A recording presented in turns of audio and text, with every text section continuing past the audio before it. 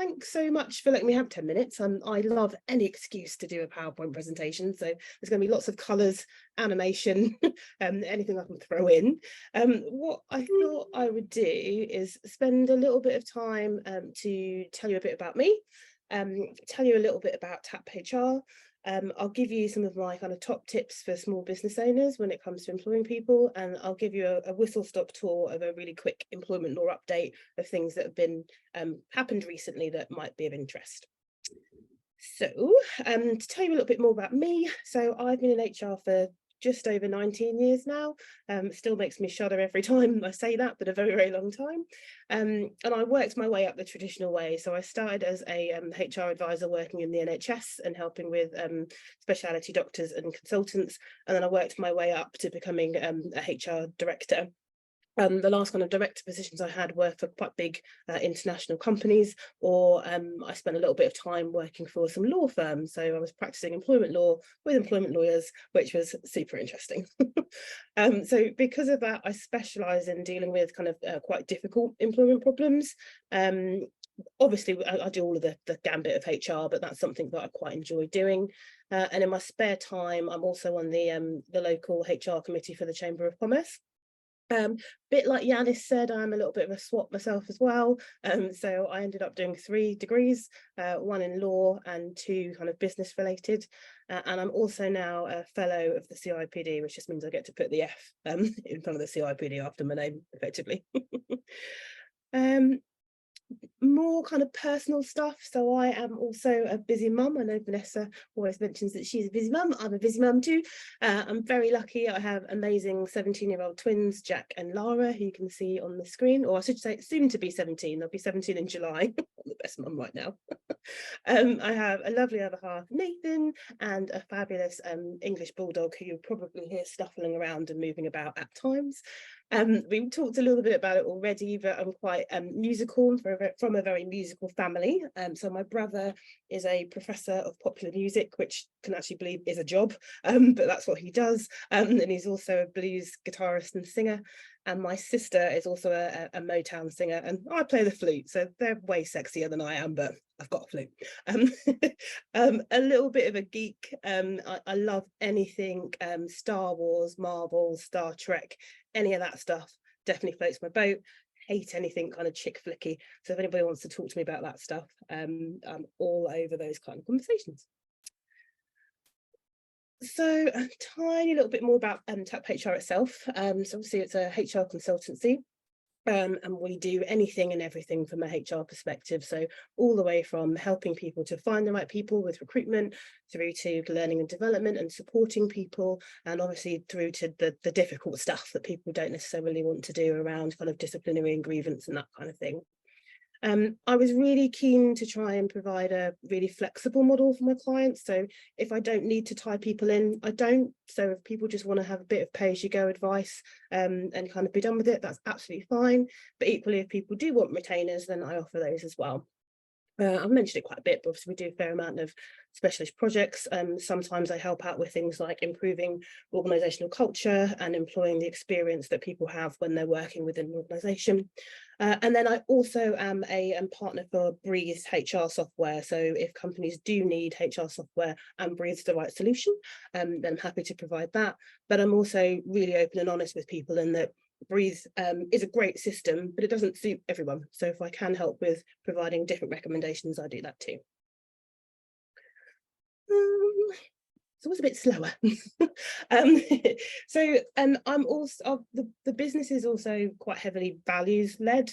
So I wanted to create my own business that reflected the way that I like to work. And I suppose I've been bitten quite a bit in the past with quite toxic organisational cultures. So I wanted to make sure that what I created as a business was a great thing. So I really value authenticity. So I always say that everybody that works with me is a bit of a HR unicorn. So we try and be a little bit different and kind of embrace the difference that we have within the company, which is awesome. We always look to continually develop. I try and be as transparent as I can. So if people come to me, and as an example, if you guys are members of the FSB, the FSB have got some really good online resources. So if someone comes to me and says, Trish, I need a HR contract, I'll always say, well, are you a member of the FSB? Because if you are, there's a really great free template on there, and I'm not going to charge you 300 quid to do something, but you can get it for free. So I think that's really important to me. Whilst making money is important, and I'm not the best salesperson in the world because I do things like that, I would like to think that people come back to you when they need to, if you're open and honest with them. So the last part, the S, is the supporting people. So I'm all about providing support and guidance to people.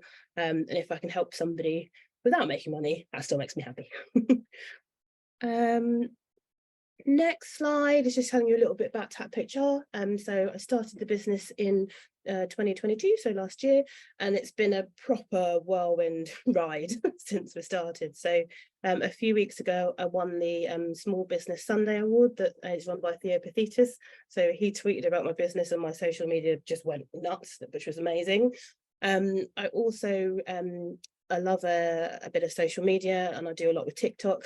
Earlier in the year, last year that is, the Daily Mail picked up one of my TikTok videos. So again, that gave us a massive boost, which is brilliant.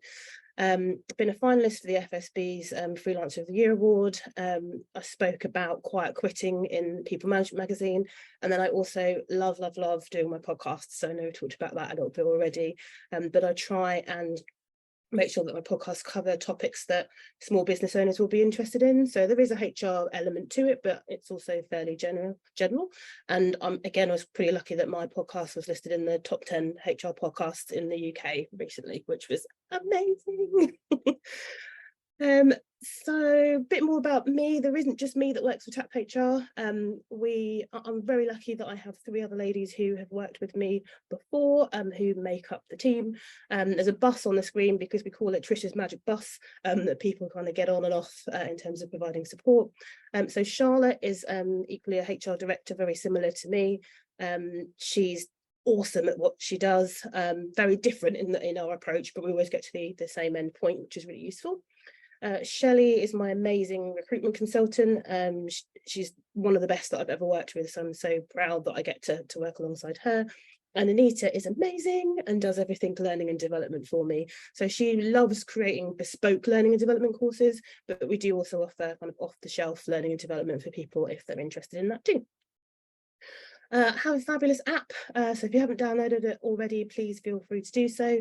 The app essentially brings together all of the social media content that we put out, but it also forms as a way for our clients to just contact us via a chat function. So when people are a little bit busy and they haven't got time to call or email, they can just pop us a message on chat. It comes through to an actual human being and that we can respond and provide help and guidance there too.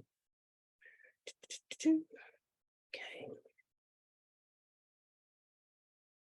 So my top tips for businesses, there's just a top 5 really. So what I always say to people is when it comes to recruitment and kind of growing your business, think really carefully about your company culture and your employer brand. It's really easy to just stick an advert straight onto something like Indeed or LinkedIn and not think about how you're showing up online and how people are going to kind of interact with you as a company. So I always say, if you're recruiting, think really carefully about what it is that you want to be as a company and how it is that you want to show up. Make sure that you've got things like overviews in terms of, sorry, I'll start again. Make sure that you are really clear about successes within your business. So when candidates go onto your website, they want to see what you've done, know more a little bit about you. If you've had anybody progress internally, then it's great to have a nice case study there. The other thing that I always say is make sure that any recruitment adverts that you provide are mobile optimized. So most people will be applying for jobs online. So if you're advertising jobs and asking people to fill out a Word form or anything like that, it's instantly going to put them off. My next top tip is make sure that you've got all the right policies and procedures in place. I always joke a little bit, but I make money out of chaos effectively. So people tend to bring me into organisations when things have gone a little bit wrong because they've not got the right policies and procedures. There are 7 policies and procedures that I would recommend small businesses have when you're employing people. The first one being a disciplinary policy. It sounds like something you'll never have to do, but the problem is if you don't have that in place before something happens, you'll end up in a bit of hot water. Also make sure that you've got a grievance policy. Again, hopefully you won't have any employees that are raising grievances, but when they do, you want a nice clear policy around how you deal with that. Sickness absence, probably an obvious one, but have a clear policy around that.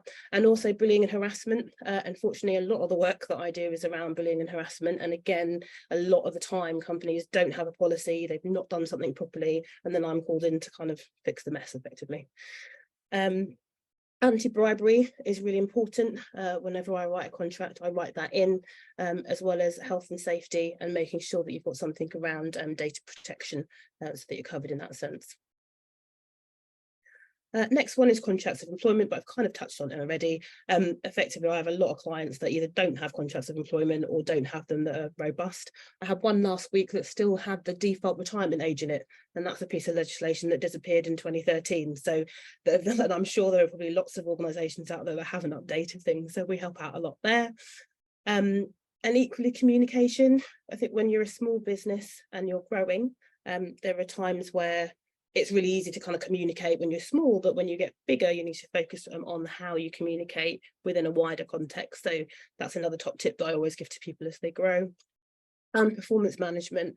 I spend a lot of time fixing performance management issues where an employee has been underperforming for a long period of time, but management haven't done anything about it, or management haven't even told the person. So again, when it comes to HR, I think I always say act in a timely way with performance management. And if you get stuck, don't be afraid to ask somebody like me for help and support and guidance. So my biggest top tip, though, is your people make your business. So as you grow, make sure that you're treating your people like diamonds and gold dust, particularly in this environment that's very kind of candidate-led. There are a lot of jobs out there and there are a lot of people looking, so candidates can be quite picky. But when you find the right people, make sure that you look after them. So super quick, because I know I'm running a little bit late. Employment law updates, quick ones for you. The top one, so in April every year, all of our statutory increases occur. So the national minimum wage goes up, and so does statutory maternity, paternity, adoption and sick leave. If you've got an accountant, they'll be all over this kind of stuff for you. But if you haven't, just make sure that you're paying the right rates, because that will increase as of April. We've also got the retained EU law bill going through Parliament at the moment, which is super interesting. So what the government are trying to do is get rid of any of the EU law that we have kind of hanging around since we're no longer part of the EU. So as business owners, that will affect things like holiday pay. It will affect part-time workers. It will affect the dreaded TUPE, if any of you ever have to do any of that. At the moment, nothing's been signed off, and I wouldn't expect anything to happen until kind of latter part of the year. But if that one kicks in, obviously I'm part of this group, so I'll make sure you guys are all aware, but it does have the potential to kind of rock the boat in terms of UK employment law. And the other one that seems to be going under the radar a little bit at the moment is the first aid mental health bill.